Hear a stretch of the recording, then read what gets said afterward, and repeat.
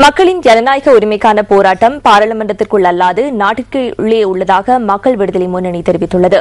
எதிர்க்கட்சித் தலைவர் தலைமையிலான ஒன்றிணைந்த எதிர்க்கட்சி மக்களின் எரியும் பிரச்சினைகளுக்காக வீதியில் இறங்கி போராட்டங்களை முன்னெடுக்கவில்லை என அந்த முன்னணியின் அரசியல் குழு உறுப்பினர் கே டி லால்காந்த சுட்டிக்காட்டியுள்ளார்.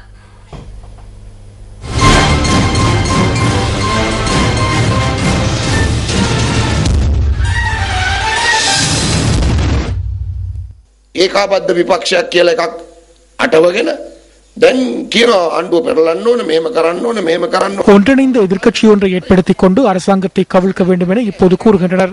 அதற்கான வழிவகைகள் குறித்தும் குறிப்பிடுகின்றனர். கடந்த காலங்களில் என்ன செய்தனர்? இந்த நாட்டின் நீதித்துறையின் சுயாதீன தன்மையை இல்லாதொழித்து தன்னிச்சையாக அதிகாரங்களை பயன்படுத்திய போது ரணில் விக்ரமசிங்கே எதனையும் செய்யவில்லை. இந்த ஒன்றிணைந்த எதிர்க்கட்சியும் எதனையும் முன்னெடுக்கவில்லை. பாராளுமன்றத்திலும் அதன் பொருட்டு எதனையும் மேற்கொள்ளவில்லை. அதற்காக நாட்டு மக்களே வீதியில் இறங்கினர். ரணில் விக்ரமசிங்கே அவ்வாறு வீதியில் இறங்கவில்லை. அதன் காரணமாக நாட்டில் எதிர்க்கட்சியொன்று இல்லை என்ற கருத்து சமூகத்தில் நிலவுகின்றது. பிரச்சனைகள் காணப்படுகின்ற போதிலும் எதிர்க்கட்சியோ அதற்கான வேலை திட்டங்களோ இல்லை என்ற கருத்துக்கள் முன்வைக்கப்படுகின்றன. சில சந்தர்ப்பங்களில் எதிர்க்கட்சிகள் குறித்தும் அவர்கள் என்ன செய்கின்றார்கள் என்பது குறித்தும் ஊடகங்கள் வினவுகின்றன.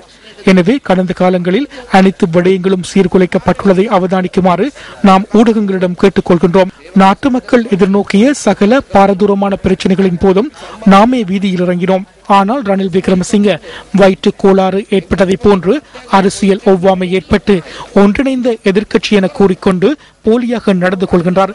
கடந்த காலங்களில் எம்மால் முன்னெடுக்கப்பட்ட சகல விடயங்களும் ஊடக நிறுவனங்களால் பதிவு செய்யப்பட்டுள்ளன என்பதை கூற விரும்புகின்றேன். போதுமான வரையில் அவற்றை பார்வையிடுமாறு கேட்டுக்கொள்கின்றேன். ඒව පොඩ්ඩක් දාලා බලන්න.